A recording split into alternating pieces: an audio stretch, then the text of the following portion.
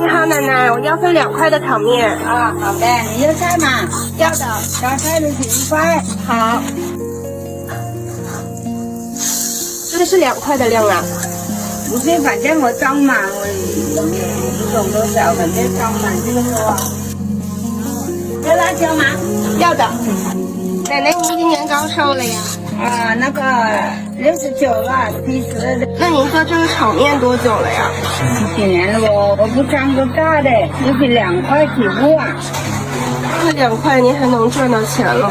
哎呀，做一点老人了，反正用一点生活费就得了。